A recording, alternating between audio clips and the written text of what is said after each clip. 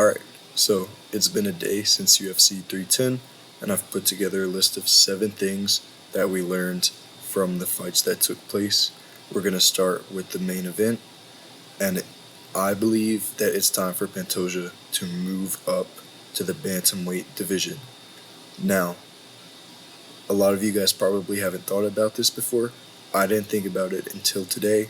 I saw somebody else talking about it, and I think that makes sense because I was thinking about last night, who is Pantoja going to fight next, right? Because this Kaya Sakura matchup made sense because he's just about the only guy that's relevant right now at flyweight that Pantoja hasn't already beaten, right? Typically Royval would be deserving of a title shot right now, but he's already lost to Pantoja twice. Brandon Moreno is up there. He's lost to Pantoja 3 times. Kai Kara France is up there. He's lost to Pantoja. Amir Albazi just lost to Brandon Moreno. Davison Figueiredo would have been deserving, but he's up at 135 now. So there's not much more for Pantoja unless he wants to wait around for these contenders to win another fight or two and make themselves undeniable for a title shot. But even then, we've already seen those fights, and it was Pantoja that won those fights.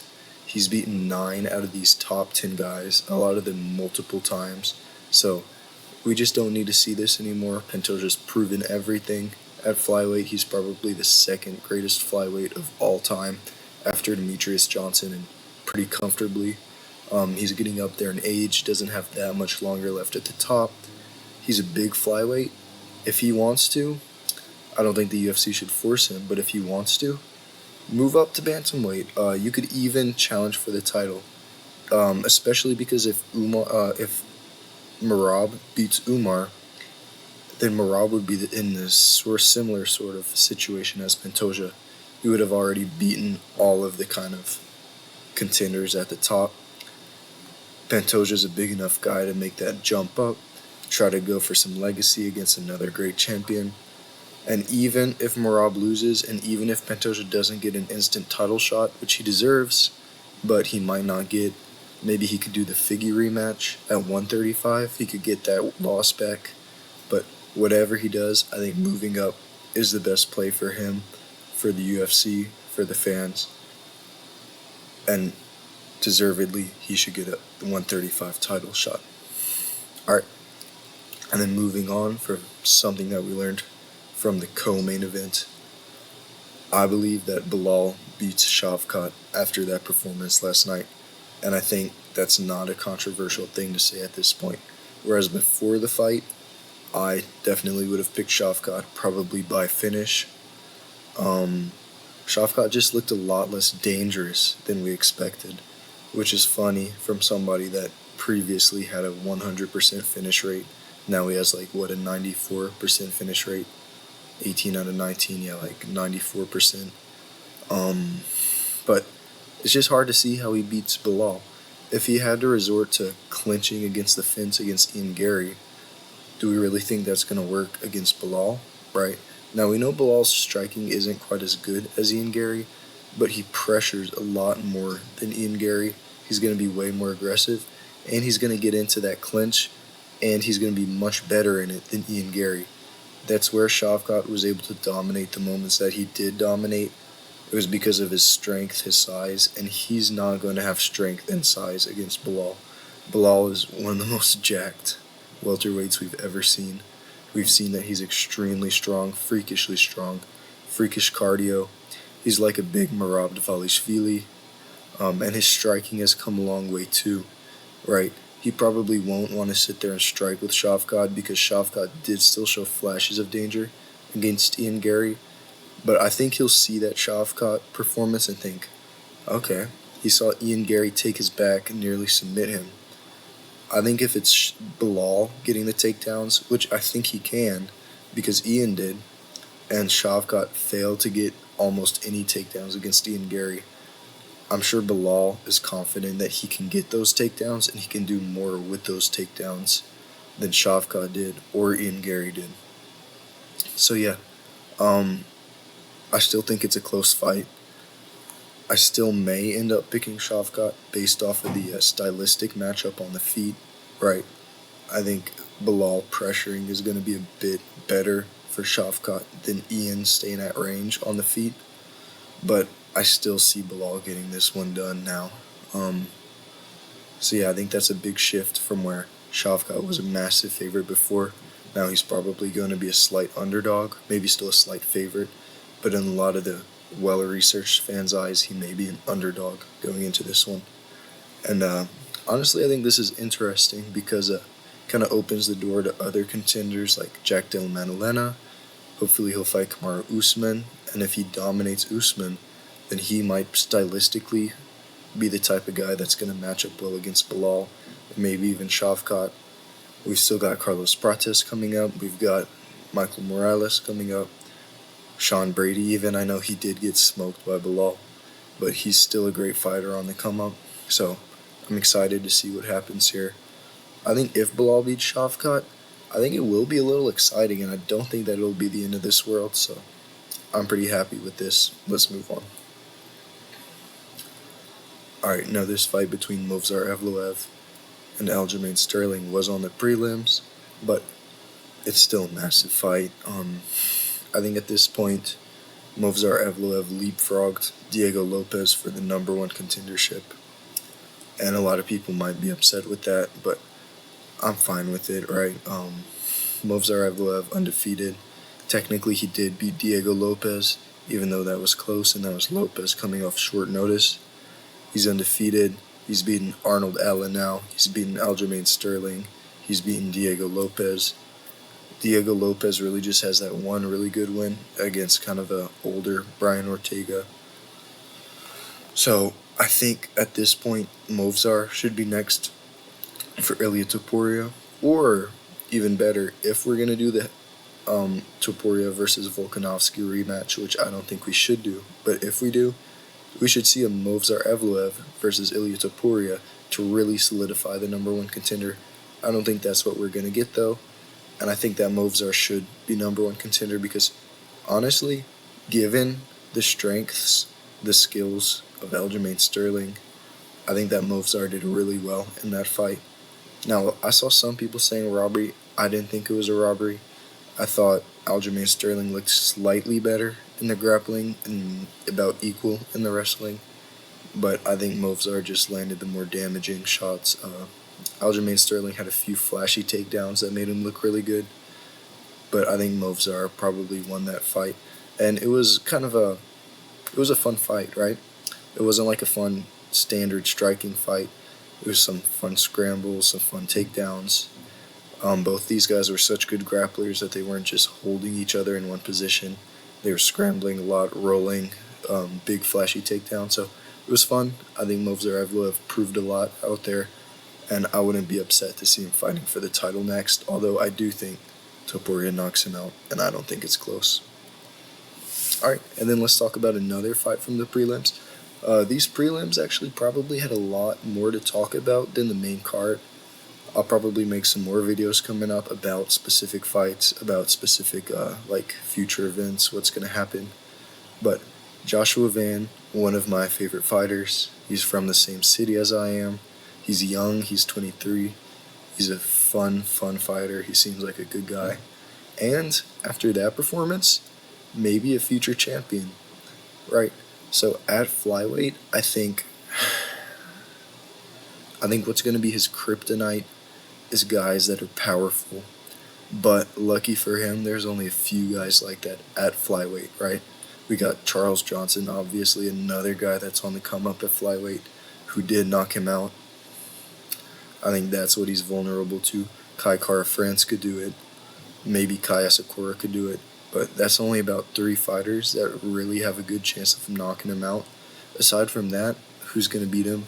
I mean, I'm sure at this point Pantoja would beat him, but he's not near a title shot right now. He'll be ranked after this. Cody Durden, known as a great grappler, Joshua Van completely shut that down. He got taken down once in the first round. After that, he started just putting it on Cody Durden, and man, every takedown Durden was shooting after he was getting beat up on the feet, it was like a tired takedown, you know. like desperation takedown. Joshua Van saw those coming from a mile away, sprawled, separated, went right back to his super, super slick boxing, super fast. Maybe not the most powerful, but it's precise. It's doing a lot of damage, even if it's not necessarily putting people out. And he can put people out. I think Cody Durden showed a lot of chin. He showed a lot of heart, a lot of toughness in this fight. And yeah, Joshua Van looked about as good as you can look without getting a knockout. I know people have compared him to Holloway in the past. I think that's a fair comparison. He moves around a lot, great cardio, great volume. I believe he has like the best, statistically the most volume in flyweight history. He lands the most punches per minute, and it makes sense. His boxing is super slick, super crisp, super fast. He throws a lot of variation. His jab is good. And then he has those quick uppercuts that you don't see coming, and those are the ones that usually rock people. Cody Durden was rocked for most of the second and third rounds. He said afterward he had a broken orbital he couldn't see. And yeah, it's a wonder that he survived that. And I wouldn't say that's Joshua Van's fault. That's just credit to Cody Durden. He looked super tough out there. And he was landing some shots back, but nothing really bothered Joshua Van. He looked good at the end of the third, and he looked good at the beginning of the first. I'd love to see him in a 5-round fight. I think he's one of those guys that's going to take over even more in the fourth and fifth, which is what you want from somebody that's going to be looking at the championship fights in the future. So yeah, really impressed with Joshua Van, and this was a quick turnaround from his fight against Edgar Chairez. So I'm really excited to see where we go from here. Ranked fights only from here until he starts losing. So really excited about that. Alright, and then this is one I'm passionate about. Cut this guy, Kron Gracie. He probably should have been cut after his last performance. This one was just as bad, right? So every time Bryce Mitchell wanted, he took him down, and it's Kron Gracie was helping him take him down. As soon as Bryce Mitchell engaged a takedown, engaged a shot, engaged a clinch even, Kron Gracie would just grab on, put his legs around him, pull full guard. And then that may not be so bad in itself, but it's what he does afterward. If you're this jiu-jitsu genius, this jiu-jitsu savant, that's literally all you can do, because this guy can't strike. He was being put a clinic on by Bryce Mitchell, who's not a good level striker. But this guy pulls full guard and then does nothing at all with it, right? So he did have that one armbar attempt in the second round, but that cannot be all that you do in the entire fight, right? How does this guy go into fight? I don't think he does go into fights expecting to win or even wanting to win, really. I think he's just there to collect his paycheck and leave. He looks around at the crowd with a blank look on his face, a smug, kind of dumb look on his face, like he thinks he's too good to be here, like he thinks this stuff is below him, while he's being beaten up by like a number 10 caliber fighter in Bryce Mitchell. And that's no disrespect to Bryce Mitchell, he looked good tonight, but he's fighting Kron Gracie, probably the worst guy on the roster. I don't know if this is true, but I feel like I would piece up Kron Gracie. And if all he's going to try is one decent armbar the entire fight, how is this guy going to hurt me? How is this guy going to do anything to like the average amateur MMA fighter, right? He should not be in the UFC. I hope he doesn't get paid for this fight. No, I'm joking. But yeah, he should be gone by tomorrow. I'm surprised I haven't seen news about Kron Gracie getting cut already. Bryce Mitchell ends up finishing him with a slam and 2 big elbows. It is what it is. Let's get this guy out of here. Alright, and then back to a positive note. Another really fun, kind of under the radar prospect on the card, Chase Hooper. Now, we got to keep in mind he was fighting 42-year-old Clay Guida, but it's still good. It's not like Clay Guida had him in danger at any moments or really even gave him a hard time in any moments. Chase Hooper looks physically, he looks so much different than when he first came into the UFC, right? Somehow he looks taller, kind of weird, but he looks more handsome. He looks like he finally became a man, right? He actually has muscle now. He looks like a big lightweight now. He went from kind of a small featherweight to a big lightweight. He's definitely in the right weight class now. Looks like he has some power on his shots, some conviction. But then on the ground, he looks as good as ever, plus strength, right? I like to think half of jiu-jitsu is technique, but a lot of it is also just strength. When you have strength, it makes up for a lack of skill. And when you have skill and strength, you're going to be unstoppable on the ground. I think he's probably a top 5 grappler in this division. And there's a lot of good grapplers at lightweight. I'm not saying he's Islam or Charles yet, but he's up there, right? And he's only, 22, 23, one of the youngest fighters in the UFC. I think he will eventually be ranked. Maybe in a fight or two he'll get a shot. I think he deserves a big step up from Clay Guida. Maybe one of the better unranked lightweights. Let's think about who. I want to see him against a striker. I want to see him against somebody young, athletic. I'm not quite sure who. I may make a matchmaking video after this, and then I'll definitely do some research and find that out for him. But I'm excited about Chase Hooper. I think the best thing about this performance is that you can see the improvement from fight to fight, and that's what you need to see from a young MMA fighter like this. Alright, and then my last point. This came from the first fight on the early prelims. Nzechukwu had a nasty KO over Lucas Brzezinski. And I think what this proves, light heavyweights, move up. If you're at light heavyweight and you're having problems technically, and guys are still knocking you out, because guess what? Light heavyweights still have power, right? People say at heavyweight, they touch you and you're dead. It's almost the same at light heavyweight. You're not really risking anything more from moving up to light heavyweight to heavyweight. Look how well it worked out for Kennedy and Nzechukwu so far. Yeah, move up. Your first few fights, you're just going to get to beat up fat guys, right? So you're going to look so much faster than these guys. Physically so much more athletic. You're going to have just as much power. Like 30 pounds of fat isn't going to give you that much of a power boost. I hate to tell you. Yeah, these heavyweights are not prepared for light heavyweight skill, speed. Grappling advantage from light heavyweight to heavyweight is ridiculous. We see that with Jailton Almeida. And then, of course, people say, like I've heard the MMA guru say, Johnny Walker, move up. I think that's a perfect one. People say, no, don't move up because your chin is already bad. Heavyweights are going to kill you. Guess what? Light heavyweights are already killing you, Johnny Walker. Move up. These heavyweights aren't going to be hitting you. You're going to be getting KOs every fight. Just move up. Who else could do it? Pereira, probably, but the problem for him, he's going to go straight into these fights with actual good fighters like Tom Aspinall, John Jones. But I'm talking about these light heavyweights that aren't as good. Pretty much all of them, as long as you're tall, athletic, light heavyweight, move up, beat up some fat heavyweights.